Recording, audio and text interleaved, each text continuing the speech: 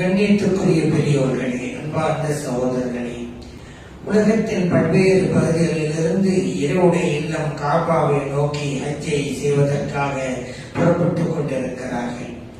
அந்த ஹஜ்ஜுடைய காரியங்கள் அனைத்தையும் ஏதோ ஒரு காரணத்தின் அடிப்படையிலும் அல்லது ஒரு வரலாற்று பின்னணியை அடிப்படையாக கொண்டும் தான் அமைந்திருக்கும். ஒவ்வொரு செயலுக்கும் ஒரு காரணமும் இருக்கும். அந்த செயலுக்கு ஏன் இந்த பெயர் வைக்கப்பட்டது என்பதற்கும் காரணம் இருக்கும். ஹஜ்ஜை நிறைவேற்றக்கூடியவர்கள் இஹ்ராமுடைய துணியை அணிவார்கள். நாம் எல்லாம் பார்த்திருக்கிறோம். வெண்ணிற ஆடையை அணிவார்கள். மேலே ஒரு உடை, கீழே ஒரு ஆடை. இது ஆண்களுக்கு மட்டும். பெண்களுக்கு அவர்கள் வழமையா அணிகிற ஆடைகள் தான் இஹ்ராமுடைய ஆடை. ஆண்கள் அணிகிற ஆடைகள் தைக்கப்பட்டிருக்க கூடாது. மேலே ஒரு ஆடை, கீழே ஒரு ஆடை, தைக்கப்படாத ஆடையாக இருக்க வேண்டும். ஆண்களுக்கு சட்டம். பெண்களுக்கு அவர்கள் வழமையாக அணிகின்ற ஆடை தான் இஹ்ராமுடைய ஆடை. இந்த வெண்ணிற ஆடை இஹ்ராமுடைய ஆடை. இதற்கு ஏன் இஹ்ராம் என்று பெயர் வைக்க வேண்டும்? ஒவ்வொன்றுக்கும் ஒரு காரணம் இருக்கும் அல்லவா? இஹ்ராம் என்றால் ஹராம் ஆக்குதல் என்பது பொருளாகும். இங்கே இந்த உடையை அணிந்து அவர் நியத்து வைப்பதற்கு முன்பாக கூடும் என்று இருந்த சில செயல்பாடுகள் கூடாது என்ற நிலைக்கு வந்து விடுகிறது. காரணம், ஒருவர் இஹ்ராமுடைய உடையை தரித்து நியத்து செய்துவிட்டால் அவர் முடிவெட்டக் கூடாது, நகம் களையக்கூடாது, அதே போன்று நறுமணம் பூசக்கூடாது, இல்லறத்தில் ஈடுபடக்கூடாது என்கின்ற சட்டங்கள் எல்லாம் உண்டு. ஆனால் இந்த இஹ்ராமுடைய உடையை அணிவதற்கு முன்பாக இதுவெல்லாம் கூடும் என்று இருந்தது. இஹ்ராமுடைய உடையை அணிந்ததற்கு பின்னாலே கூடாது என்று ஆகிவிட்டது. இப்படி சில செயல்பாடுகளை இது ஹராம் ஆக்குவதால் அதற்கு பெயரே இஹ்ராம். இஹ்ராம் என்றால் ஹராம் ஆக்குதல் என்பது பொருளாகும். நம்முடைய தொழுகையிலே கூட முதலாவதாக கட்டுகிற அல்லாஹு அக்பர் என்கின்ற தக்பீர் இருக்கிறது அல்லவா, அதற்கு தக்பீரத்துல் இஹ்ராம் என்றுதான் சொல்லுவார்கள். ஏன் ஹராமாத்தும் தக்பீர் என்பது அதனுடைய பொருளாகும். அந்த தக்பீரை கட்டுவதற்கு முன்பாக ஆகும் என்ற நிலையில் இருந்த சில செயல்பாடுகள் ஆகாது என்று ஆகிவிடும். உதாரணத்திற்கு, அந்த தக்பீரை கட்டுவதற்கு முன்பாக நாம் உண்ணலாம், பருகலாம், பேசலாம், நாம் விரும்புகிற திசைகளின் பக்கமெல்லாம் திரும்பிக் கொள்ளலாம். ஆனால் அந்த தொழுகையுடைய முதலாவது தக்பீரை கட்டுவிட்டால் உண்ணுவது கூடாது, அருந்துவது கூடாது, மற்றவரிடம் பேசுவது கூடாது, கிபிலா திசை தவிர வேறு திசைகளிலே முன்னோக்க கூடாது. கூடும் என்று இருந்த சில செயல்பாடுகள் முதலாவது தக்பீரை கட்டியதற்கு பின்னால் கூடாது என்று ஆகிவிட்டதல்லவா? இந்த கூடாது என்று ஆக்கியது அந்த தக்பீர் தானே. ஆகவேதான் அந்த தக்பீருக்கு பெயர் தக்பீரத்துல் இஹ்ராம், ஹராமாக்கும் தக்பீர். அதனால்தான் ஹாஜியில் அணிகின்ற அந்த உடைக்கும் கூட இந்த இஹ்ராம் உடைய உடை என்கின்ற பெயர் வந்தது என்பதையும் நாம் அறிந்து கொள்வோம். நபி இப்ராஹிம் அலைஹிஸ்ஸலாம் அவர்களும் இஸ்மாயில் அலைஹிஸ்ஸலாம் அவர்களும் காபாவை கட்டி முடித்ததற்கு பின்னாலே இறைவன் கட்டளையிட்டான், வஅத்தின் ஃபின்னாஸ் பில் ஹஜ். இப்ராஹிம் அலைஹிஸ்ஸலாம் அவர்களே, நீங்கள் மக்களுக்கு ஹஜ் செய்ய வேண்டும் என்று அழைப்பு விடுங்கள். இப்ராஹிம் அலைஹிஸ்ஸலாம் கேட்டாங்க, இறைவனே, நான் இங்கு இருக்கிறேன், ஆனால் மக்களும் உலகத்தின் பல்வேறு பகுதிகளிலே வந்து கொண்டிருக்கிறார்கள். நான் இங்கே கொடுக்கக்கூடிய அழைப்பு அவர்களை எப்படி போய் சேரும் என்று கேட்டார்கள். இறைவன் சொன்னான், அழைப்பு விடுக்க வேண்டியது உங்கள் கடமை, அதை கொண்டு போய் சேர்ப்பது எனது பொறுப்பு, நீங்கள் அழைப்பு விடுங்கள் என்றான் இறைவன். இப்ராஹிம் அலைஹிஸ்ஸலாம் அவர்கள் அபூ குபைஸ் என்கின்ற மலையின் மேலே ஏறி நின்று அழைப்பு கொடுத்தார்கள். மக்களே, இறைவன் உங்களுக்கு ஹஜ்ஜை கடமையாக்கி இருக்கிறான், ஹஜ்ஜை செய்வதற்கு வாருங்கள், வாருங்கள், என்னுடைய இல்லத்தை நோக்கி என்று அழைப்பு கொடுத்தார்கள். இதற்கு இப்னு அப்பாஸ் ரலியல்லாஹு அன்ஹு விளக்கம் தருகிறார்கள். அன்று இப்ராஹிம் அலைஹிஸ்ஸலாம் அவர்கள் கொடுத்த அழைப்பிற்கு யாரெல்லாம் பதில் கொடுத்தார்களோ அவர்களுக்கெல்லாம் ஹஜ்ஜை செய்கின்ற வாய்ப்பு கிடைக்கும். ஒரு தடவை லப்பைக் என்று பதில் கொடுத்திருந்தால் அவருடைய வாழ்நாளிலே ஒரு தடவை ஹஜ்ஜி செய்கின்ற பாக்கியத்தை பெறுவார். ஒருவர் லப்பைக் லப்பைக் என்று 2 தடவைகள் பதில் கொடுத்திருந்தால் அவருடைய வாழ்நாளிலே 2 தடவைகள் ஹஜ்ஜி செய்கின்ற வாய்ப்பை பெறுவார். எத்தனை தடவைகள் சொல்லி இவர் பதில் கொடுத்தாரோ அத்தனை தடவைகள் ஹஜ்ஜி செய்கின்ற வாய்ப்பு அவருக்கு கிடைக்கும்.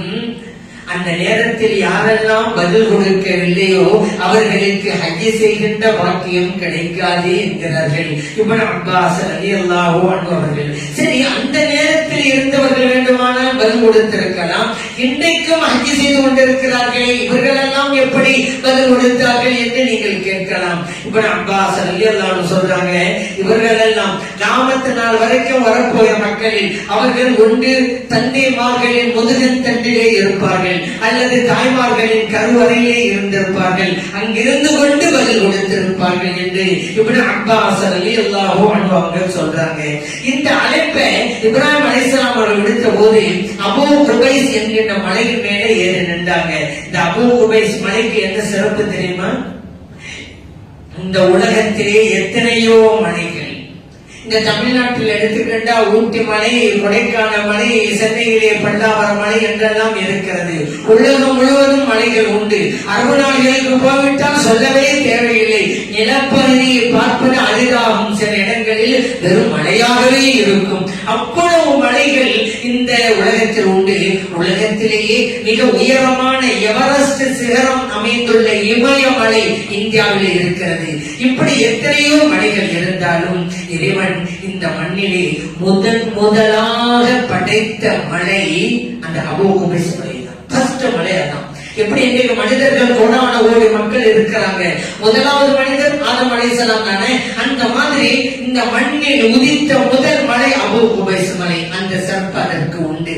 அந்த மலையிலே ஏறி நின்றுதான் இப்ராஹிம் அலைஹிஸ்ஸலாம் அவர்கள் பதில் கொடுத்தார்கள். அந்த மலைக்கு இன்னொரு சிறப்பும் இருக்கிறது.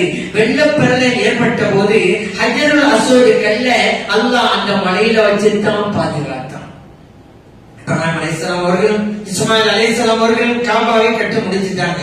ஹஜ்ருல் அஸ்வத் கல்ல அங்க பறிக்கணும். எங்க இருக்குது ஹஜ்ருல் அஸ்வத் கல்ல? வெள்ளப்பெருளத்திலே தான் எல்லாம் இல்லாம போச்சுல. அல்லாஹ் சொன்னா அபூ குபைஸ் மலைக்கு போக அங்க இருக்குது. இஸ்மாயில் அலைஹிஸ்ஸலாம் போனாங்க, அந்த கல்லை எடுத்து வந்தாங்க. இப்போது இருக்கிற இடத்திலே அதை அமைத்து வைத்தார்கள். இந்த மலை இவ்வளவு சிறப்புக்குரியது என்று நாம் சொன்னோம் அல்லவா? எங்கெங்க இருக்குது? எல்லாம் நாங்களும் ஹஜ்ஜுக்கெல்லாம் போயிட்டு வர்றோம், உம்ராக்கெல்லாம் போயிட்டு வர்றோம். இந்த அபூ குபைஸ் மலை எங்கெங்க இருக்குது அப்படின்னு நீங்க எல்லாம் கேட்கலாம். ஒண்ணு இல்லை, இந்த சஃபா மர்வா என்ற இரண்டு மலைக்குன்றுகள் இருக்கிறது அல்லவா, அந்த சஃபாவுக்கு பக்கத்துல தான் இருக்கு. சஃபா மலை அந்த குன்று பள்ளிவாசலுக்குள் இருக்கிறது. அபூ குபைஸ் மலை பள்ளிவாசலுக்கு வெளியே இருக்கிறது. ஆனா அதை நீங்க இப்ப பார்க்க முடியாது. அந்த மாதிரி வச்சு விட்டாங்க இந்த ஆட்சியாளர்கள். காரணம் தெரியுமா? அதான் ஃபர்ஸ்ட் மலை, புனிதமான மலை. சொல்லவா வேணும் நம்ம மக்களுக்கு? எதெல்லாம் புனிதமோ அங்க போய் ஒன்று கூடிடுவாங்க.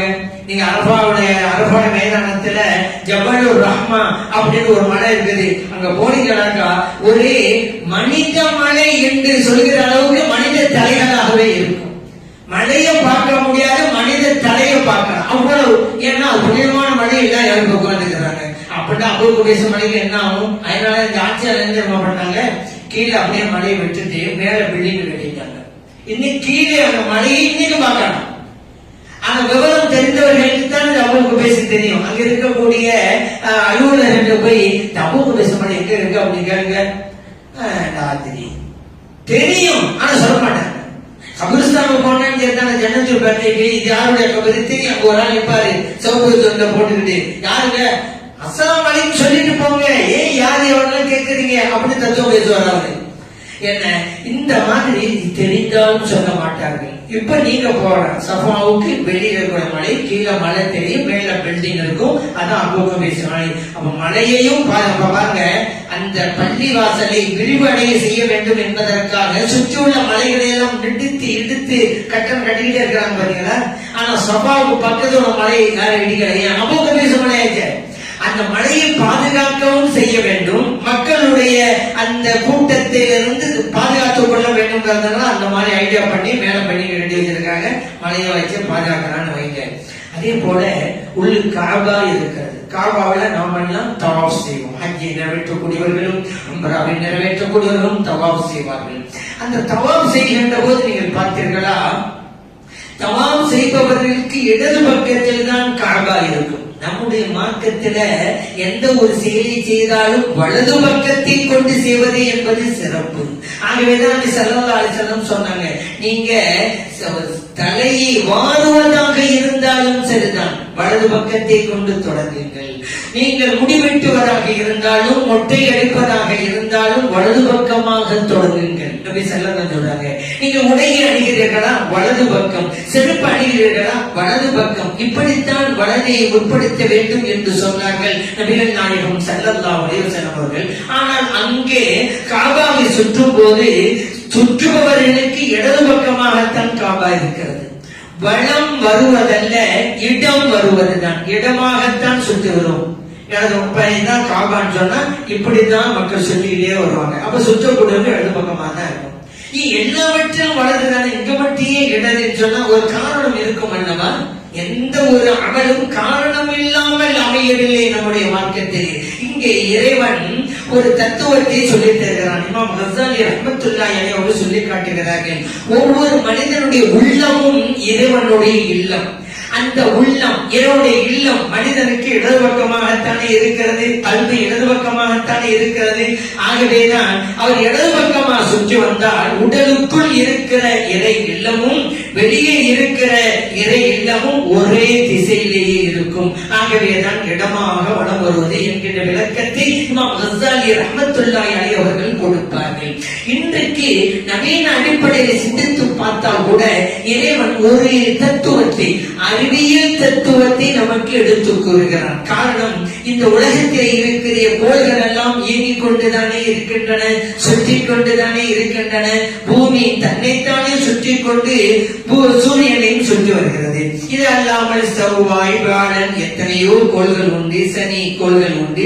இந்த கோள்கள் எல்லாம் அந்த சூரியனை சுற்றி வருகிறது. சூரிய குடும்பம் என்று சொல்வார்கள். இந்த கோள்கள் எல்லாம் சூரியனை மையமாக கொண்டு சுற்றி வருவதால் இந்த கோள்கள் எல்லாம் சூரிய குடும்பம். சரிங்க, எப்படி சுற்றி வருகிறது என்று சொன்னா, நாம காபாவை சுற்றி வருகிறோம் அல்லவா, அந்த அமைப்பில் தான். இதுதான் சூரியன் என்றால் பூமி சுற்றி வருகிறது அல்லவா, இப்படித்தான் சுற்றி வருகிறது. பூமிக்கு இடது பக்கத்தில் தான் சூரியன் இருக்கிறது. இறைவன் அப்படித்தான் இந்த பிரபஞ்சத்தை இப்படித்தான் இயக்கிக் கொண்டிருக்கிறேன் என்பதை புரிந்து கொள்ளுங்கள். ஆகவே அந்த அமைப்படி அந்த இல்லத்தை சுற்றி வாருங்கள் என்று இறைவன் அமைத்து வைத்து விட்டான். அந்த காபாவிலே ஹஜருல் அஸ்வத் என்கின்ற கல் இருக்கிறது. ஹஜருல் அஸ்வத் என்றால் என்ன பொருள்? ஹஜர் கல்லு, அஸ்வத் கருப்பு. ஹஜருல் அஸ்வத் கருப்பு கல், அதுதான் அர்த்தம். கரிங்கல் என்று கூட சொல்லுவாங்க, கருப்புக்கள். ஏன் இது கருப்புக்கள்? காரணத்தை அடிப்படையிலே தான். இந்த கருப்புகளுடைய நிலை என்ன? ஆரம்பத்துல கண்மணி நாயகம் ஸல்லல்லாஹு அலைஹி வஸல்லம் சொன்னாங்க, இந்த ஹஜருல் அஸ்வத் கல் இருக்கே சொர்க்கத்திலிருந்து வந்த கல். அந்த கல் வருகின்ற போது வெண்ணிறமாக இருந்தது, பாலை விடவும் வெண்ணிறமாக இருந்தது. மக்களுடைய பாவங்களை சுமந்து சுமந்து கருநிறமாக மாறிவிட்டது என்றார்கள் நபிகள் நாயகம் ஸல்லல்லாஹு அலைஹி வஸல்லம் அவர்கள். திருமீதியிலே பதிவு செய்யப்பட்டார்கள். இது கருநிறமாக மாறியதால் தான் ஹஜருல் அஸ்வத் கருப்புகள் என்று பெயர் வந்தது. ஆரம்பத்தில் அப்படி இல்லை.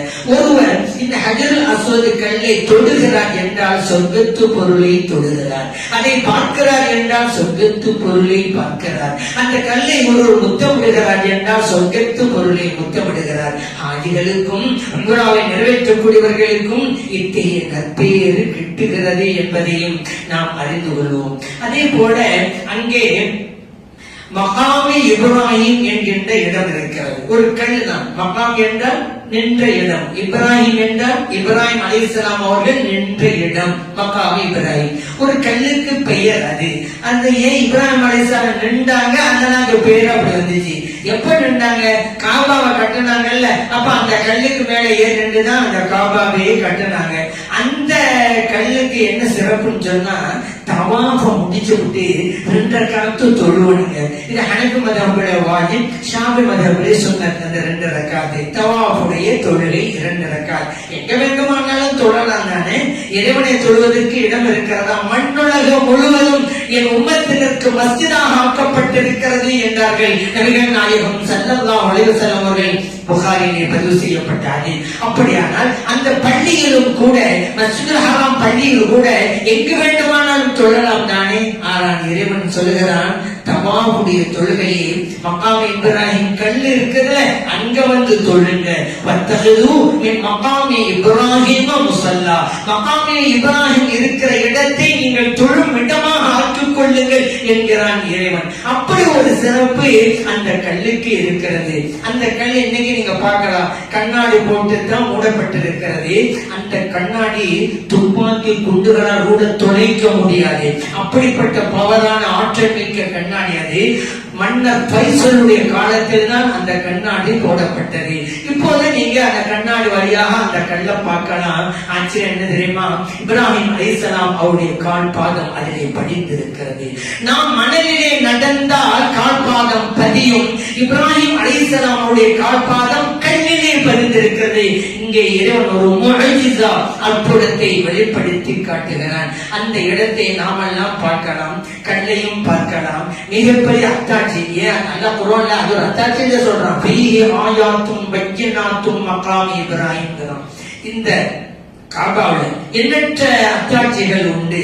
அவற்றில் ஒன்றுதான் மகாம் இப்ராஹிம். மகாம் இப்ராஹிம் என்ற கல். அந்த கல்லை அத்தாட்சி என்று இறைவன் ஏன் சொல்ல வேண்டும்? முக்கியமாக இரண்டே சொல்லலாம். ஒன்று, நான் கூறியவாறு இப்ராஹிம் அலைஹிஸ்ஸலாம் அவருடைய கால் பாதம் பதிந்திருக்கிறது. அது ஒரு ஆச்சரியம் தான். இன்னொன்று, இப்ராஹிம் அலைஹிஸ்ஸலாம் அவருடைய காலத்திலிருந்து இதுவரைக்கும் 1000 ஆண்டுகள் போனாலும் கூட அந்த கல் பாதுகாக்கப்பட்டுக் கொண்டே வருகிறது என்றால் எவ்வளவு ஆச்சரியம்! போன நூற்றாண்டிலே இருந்த பொருட்கள் நம்மிடம் இன்று இல்லை, பாதுகாக்க முடியவில்லை. அவரால் 1000 ஆண்டுகள் ஆனால் பாதுகாக்கப்பட்டுக் கொண்டே வருகிறது என்றால் எவ்வளவு பெரிய ஆச்சரியம் அது. ஆகவேதான் அது ஒரு அத்தாட்சி என்று இறைவன் சொல்லி காட்டினார். அதே போல அங்கே சஃபா மர்வா என்கின்ற 2 மலை குன்றுகள் உண்டு. சின்ன மலைதான். சஃபா மர்வாக்கு மத்தியில் தொங்கோட்டம் ஓடுவாங்க ஹாஜிமார்கள் எல்லாம். ஏன் தொங்கோட்டம் ஓடணும்? இறைவன் இங்கேயும் வரலாற்று பின்னணி தான். நல்லா யான் வைங்க. அந்த ஹஜ்ஜுக்கு போயிட்டு வச்சுக்கோங்களேன். இப்ராஹிம் அலைஹிஸ்ஸலாம் அவர்கள் செய்ததை நினைவு கூறுவீங்க. இஸ்மாயில் அலைஹிஸ்ஸலாம் அவர்கள் செய்ததை நினைத்து பார்ப்பீங்க. ஹாஜர் அலைஹிஸ்ஸலாம் அவர்கள் செய்ததை நினைத்து பார்க்கிறீங்க. அப்படியானால் நீங்கள் உருசு கொண்டாடுகிறீர்கள். உருசுனா என்ன? நினைவு கூறுவது. இங்க வழிமார்களுக்கு உருசுங்கிறவன் வழிமார்கள் நினைவு கூறுகிறோம். அந்த உருசு அப்படி நடக்குது இப்படி நடக்குது அது கூட யாரு கூறுகிறது? உருசு நினைவு கூறுதல், நல்லோர்களே நினைவு கூறுதல். பதுக்கர் பிரிக்கித்தாங்க மரியம் எல்லாம் சொல்ல மரியம் அலைஹிஸ்ஸலாத்தை நினைச்சு பாருங்க, நபிமார்கள் நினைச்சு பாருங்க. அல்லாஹ் குர்ஆன் முழுவதும் அர்த்தம் சொல்லி காட்டுறான். நினைக்கிறங்க, நினைச்சாதான் அவர்கள் எப்படி வாழ்ந்தார்கள் என்று நமக்கு தெரியும். அவர்கள் எப்படி வாழ்ந்தார்கள் என்று தெரிந்தால் தானே நாம் எந்த அளவுக்கு வீழ்ந்து கிடைக்கிறோம் என்பதும் புரியும். அதை நினைத்து பார்க்க வேண்டும். இங்கே உருசு கூடாதுன்னு சொன்னவங்க எல்லாம் அங்க ஹஜ்ஜுக்கு போயிட்டா இப்ராஹிம் அலைஹிஸ்ஸலாத்தை உருசு கொண்டாடுறாங்க, இஸ்மாயில் அலைஹிஸ்ஸலாம் உருசு கொண்டாடுறாங்க, ஹாஜர் அலைஹிஸ்ஸலாம் உருசு கொண்டாடுறாங்க. நினைச்சு பாக்குறாங்கல்ல. சைங்கிறது சொப்போட்டோன்னே ஏன் ஹாஜர் அலைஹிஸ்ஸலாம் தண்ணிக்காண்டு போனாங்க அங்கே இங்கும். இன்னைக்கு ஹாஜியெல்லாம் இப்படி போறாங்கல்ல, வச்சுட்டாங்கல்ல போங்க. ஏன் தண்ணியா? தண்ணி தேவையாங்க? அங்கதான் எல்லா இடத்துலயும் பள்ளி வாசம் உள்ள தண்ணி தானே. பாக்ஸ் அடிக்கடி வச்சிருக்காங்களே, எங்க வேண்டாலும் எடுத்து குடிக்கலாம அங்கே ஓடனே. அந்த ஹாஜர் அலைஹிஸ்ஸலாம் அவர்கள் செய்த காரியத்தை நீங்கள் செய்யுங்கள். ஒரு நல்லோர் செய்த காரியங்கள் எதுவும் அழியாது கியாமத் நாள் வரைக்கும் இறைவன் பாதுகாக்கிறார். அன்றைக்கு ஹாஜர் அலைஹிஸ்ஸலாம், இன்னைக்கு நம்ம பேசுறோம்ல, ஏன் பேசுறோம்? அது செய்ய போயிதானே. இறைவன் இறை நேசருடைய நல்லடியாருடைய செயல்பாடுகளை பாதுகாப்பான். எந்த அளவுக்கு தெரியுமா? துல்லியமாக பாதுகாப்பான். சும்மா அந்த செயல் மட்டுமல்ல, நீ சை செய்யும் பொழுது போனவங்களுக்கு தெரியும், இடையில பச்சை லைட் வரும்.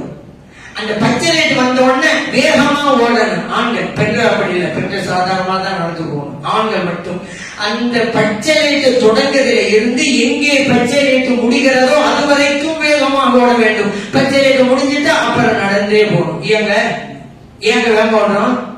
ஹாஜர் அலைஹிஸ்ஸலாம் 7 தடவை இங்க போனாங்கல்ல, அந்த இடம் வந்த உடனே வேகமா போனாங்க. அவர்கள் நடந்த இடத்திலே நீங்கள் நடந்து செல்லுங்கள், அவர்கள் ஓடிய இடத்திலே நீங்கள் ஓடுங்கள். எப்படி இறைவன் பாதுகாக்கலாம் பாத்தீங்களா? ஏன் அந்த இடத்துல மட்டும் ஓடினாங்க ஹாஜர் அலைஹிஸ்ஸலாம் அவர்கள்? தண்ணீர் ஓடுகிற வாதி இருந்தது. வாதி என்றால் ஓடை. தமிழிலே ஓடை என்கிறோம், அரபியிலே வாதி. நிறைய வார்த்தைகள் அரபிக்கும் தமிழுக்கும் இருக்குது. ஏன்னா இந்த 2 மொழிகளுமே மூத்த மொழி, பழமையான மொழி. நிறைய வார்த்தைகள் 2க்கும் தொடர்புள்ளதா இருக்கும். அதே போலதான் இதுவும் வாதி அவங்க சொல்லுவாங்க, ஓடை நம்ம சொல்லுவோம், அவ்வளவுதான். சரி, தாடி கட்டியே தானே யூஸ் பண்ணுவோம், நம்ம டானாவை தானே யூஸ் பண்ணுவோம், அந்த மாதிரி. சரி, அது இருக்கட்டும். அந்த இடம் வந்த உடனே வேகமா உடனே தண்ணீர் ஓடுற இடம் அல்லவா சமதளம் வேகமா ஓடினாங்க. அந்த இடம் சமதளம் முடிஞ்சோடனே அங்க எல்லாம் கற்கள் மெதுவா நடந்து உச்சிக்கு போறாங்க. இப்படி 7 தடவைகள். இங்கே ஒரு பெண்மணியினுடைய முயற்சி எப்படிப்பட்டது அதை நினைச்சு பாக்குறாங்க. ஏன் போனாங்க? சஃபாவை குண்டுக்கு மேலே ஏறி பாக்குறாங்க. அந்த பக்கமா யாராவது பயணம் கூட்டம் போறாங்களா? அப்படி போனாக்க அவங்கள்ட்ட போய் தண்ணி வாங்கிடலாமே. ஏன்னா தண்ணியில இருந்த தண்ணீர் முடிந்து விட்டது, உணவு முடிந்து விட்டது. என்ன செய்வது? அவர்கள் இருக்கிறார்கள், பச்சை குழந்தைகள் இருக்கிறது, என்ன செய்வார்கள்? ஆகவேதான் அந்த சஃபா மருவா சஃபாவுடைய உச்சிக்கு மேலே இருந்து பார்க்கிறார்கள். ஒத்தன்மை இல்லை. சரி, இந்த பக்கம் தானே ஒருத்தர் இல்ல, அந்த பக்கம் யாராவது போகலாம் தானே நினைச்சு திரும்பி மருவா என்ற குன்றுக்கு மேலே போய் அங்க பக்கம் யாராவது போற பாக்குறாங்க. அங்கே ஒருத்தரும் இல்ல. முடிஞ்சு போச்சுல, வந்து உட்கார்ந்துடலாம்ல, உட்கார்றாங்க. முயற்சி இறைவனுடைய கட்டளை பிரகாரம் தானே இப்ராஹிம் விட்டு போனாங்க. ஆனாலும் நம்முடைய முயற்சி விடக்கூடாது என்பதிலே எவ்வளவு ஆர்வமாக இருக்கிறார்கள் ஹாஜர் அலைஹிஸ்ஸலாம் அவர்கள். அல்லா பாதுகாத்து வருவான். அல்லாவுடைய கட்டளை பிரகாரம் விட்டு போனாங்க. எனக்கு கேட்கறாங்க, எங்க விட்டு போறீங்க? அல்லாவுடைய கட்டளையா? ஆமா, அல்லாவுடைய கட்டளை. அப்ப நீங்க போயிட்டு வாங்க, எங்க ரப்பியங்களை பாதுகாத்து கொள்வான். எவ்வளவு பெரிய நம்பிக்கை, ஈமான் இருந்தது. அப்படி இருந்தவர்களுக்கு அந்த ரப்பி எங்களுக்கு எப்படி இருந்தாலும் சாப்பாடு தருவான், தண்ணி தருவான். ஒரு இடத்த உட்கார்ந்தாங்க. முயற்சி 1 தடவை, 2 தடவை இல்லை, 3, 4, 5, 6, 7 தடவைகள் முயற்சி பண்றாங்க.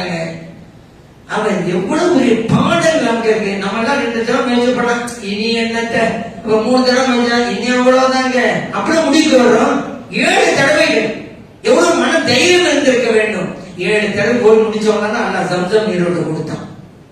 அந்த கடுமையான செயலுக்கு பிறகு இந்த நீரூற்று கிடைத்ததால் கியாமத் நாள் வரைக்கும் அந்த நீரூற்று இருக்கும். கொடுத்து கொண்டே இருக்கிறது. லட்சோபலட்ச மக்கள் செல்கிறார்கள், அருந்துகிறார்கள், வீட்டுக்கு வருகின்ற போது கொண்டு வருகிறார்கள். குறையவில்லையே. ஆச்சரியம். ஏன்? கடுமையான செயலுக்கு பிறகு கிடைத்தது. அது சும்மா எப்போ கிடைக்கல, ஒரு முயற்சி வேண்டும். அது இஜ்திஹாதும் மின்னா, முயற்சி நம்முடையது. ஒரு இத்துமாவை நடந்தால் அதை நிறைவேற்றி தருவது இறைவனுடையது. அது அல்லாஹ் பார்த்துக்குவான். நம்ம செய்யறதை செய்யணும். ஒட்டகத்தை கட்டுக்கோடு இறைவன் மீதும் நம்பிக்கை என்று நபி ஸல்லல்லாஹு அலைஹி சொன்னாங்க. நம்முடைய காரியம் கரெக்டா நடக்கணும். அல்லாஹ் பாஸ் பண்ண வச்சிருவான்னு சொல்லி நம்ம பரீட்சைக்கு படிக்காம இருக்க கூடாது. அல்லாஹ் செல்வத்தை தருவான்னு சொல்லி நம்ம வேலைக்கு போகாம பிசினஸ் பண்ணாம இருக்க கூடாது. நம்ம செய்யறதை செஞ்சவங்க. அதனாலதான் மெய்நிலை கண்ட ஞானி முஹையத்தீன் அப்துல் காதிர் ஜெயிலானி ரலியல்லாஹு அன்ஹு சொல்றாங்க, ஒருத்தன் திஜ்லா நதியினுடைய மைய பகுதியில வீட்டை கட்டணும். மையப்பகுதியோட சுற்றிலும் தண்ணீர் ஓடிக்கொண்டே இருக்கிறது. திஜ்லா நதி, டைக்ரீஸ் நதி என்று நீங்க படிச்சிருப்பீங்க வரலாற்றுல. அதான் அரபி மொழியில திஜ்லா அப்படின்னு சொல்லுவாங்க.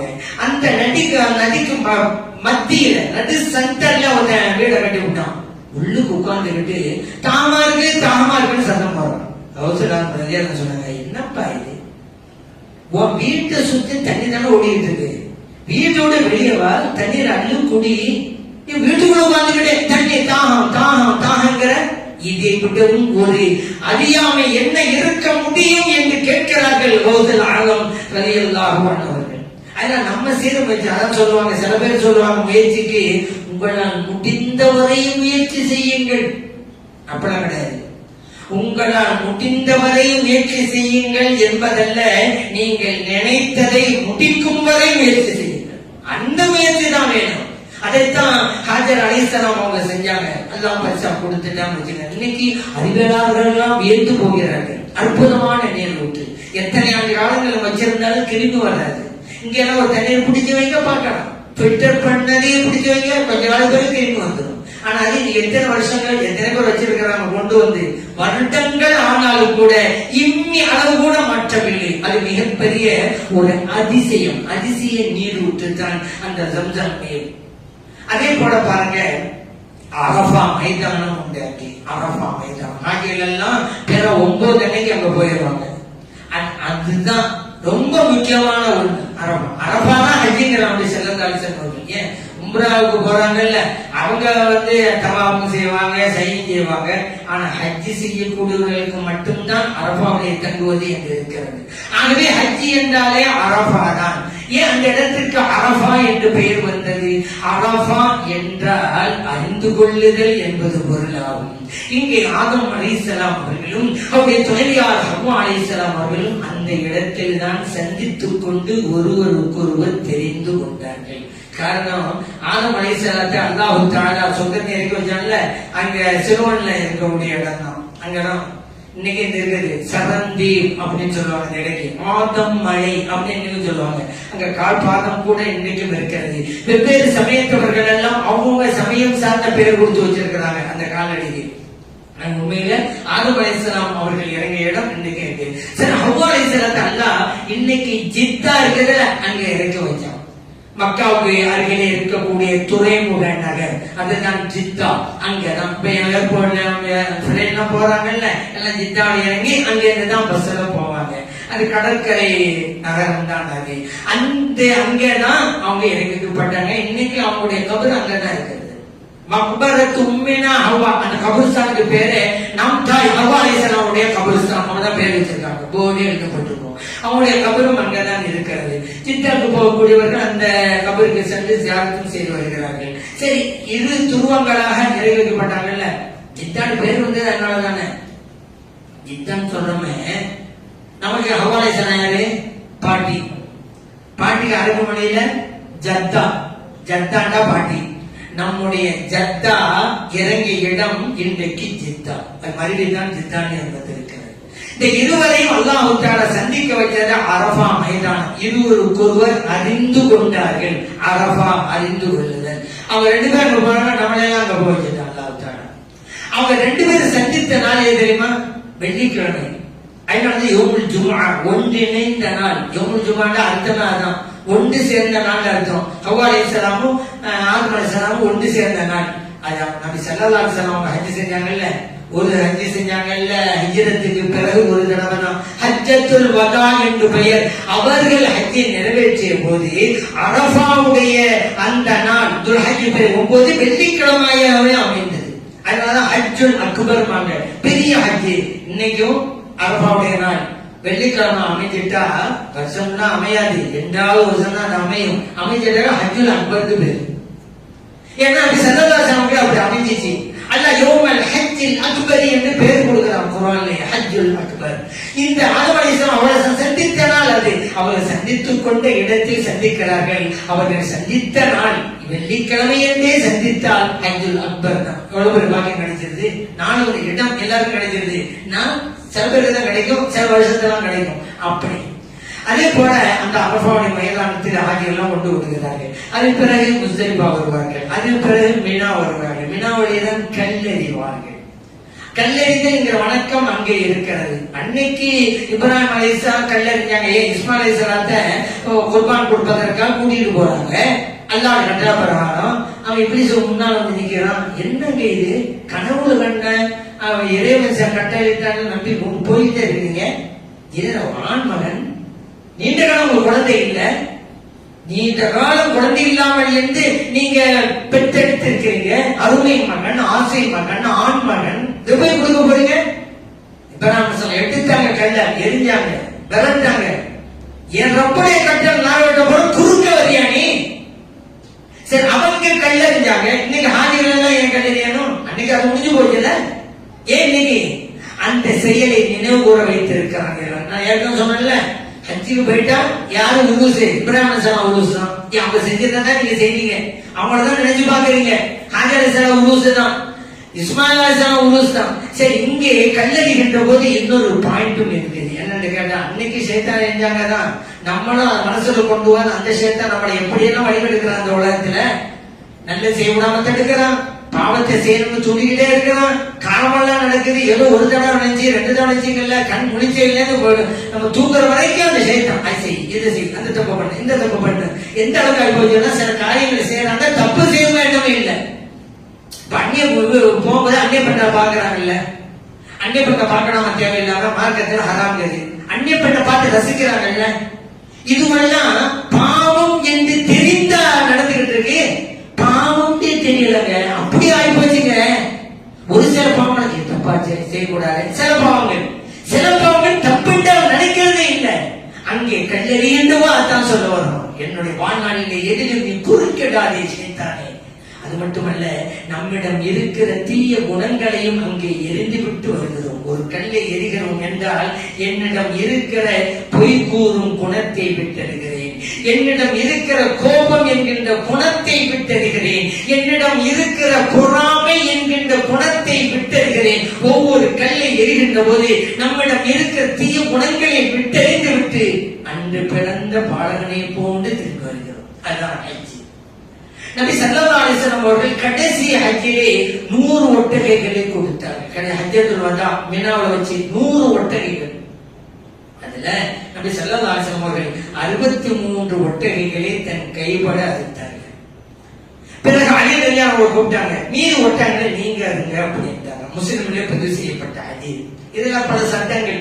ஒரு உதகையா கொடுக்கிறார் என்றால் அவர் முடிந்தால் அவர் அறுக்கலாம், இல்லாவிட்டால் இன்னொருடம் பொறுப்பை ஒப்படைக்கலாம். அந்த சட்டம் இருக்கிறது. எனவே ஸல்லல்லாஹு அலைஹி வஸல்லம் கூப்பிட்டு ஒப்படைச்சாங்கல்ல. இதுல 63 தான் அறுத்து விட்டு மீதியை அவர்களிடம் கொடுத்தார்கள் என்றால் 63க்கு கிடைத்த சிறப்பு என்ன, அருமை என்ன, பெருமை என்ன? நபி ஸல்லல்லாஹு அலைஹி வஸல்லம் அவர்கள் இந்த உலகத்தில் வாழ்ந்த வயது 63. நபி ஸல்லல்லாஹு அலைஹி வஸல்லம் அவர்கள் ஒரு மெசேஜ் கொடுக்கிறார் இந்த சமூகத்திற்கு. என் சமூகமே, இந்த உலகத்திலே உங்கள் கூட நான் இருக்கிற காலம் 63 வருடங்கள் என்கின்ற செய்தியை சொல்லாமல் சொல்லி காட்டிவிட்டார்கள். அவங்க வாழ்ந்தது அப்படித்தானே. ஹஜ் செஞ்சுட்டு போறாங்க. அப்புறம் முஹர்ரம் மாசம், சஃபர் மாசம், ரபியுல் அவ்வல் வந்துச்சு. நோய்வாய்ப்பட்டு அதிலே வஃபாத்தானாங்க. இந்த உலகத்திலும் மறைஞ்சு போனாங்க. அப்ப அவங்க வாழ்ந்தது 63 வருடங்கள். அப்படி ஒரு கருத்து அங்கே இருக்கிறது. சிலர் சொல்லல, அப்படி நாம் விளங்குகிறோம். அந்த ஹஜ்ஜில் நடந்த ஒவ்வொன்றையும் பாருங்கள், ஏதோ ஒரு அர்த்தத்தின் பின்னணியில் அமைந்திருக்கும். அந்த புனிதமான ஹஜ்ஜை நிறைவேற்றுகின்ற பாக்கியத்தை எல்லாம் அல்ல இறைவன் நமக்கும் நமது பிள்ளைகளுக்கும் நமது குடும்பத்தினருக்கும் வழங்கி அருள்வானாக.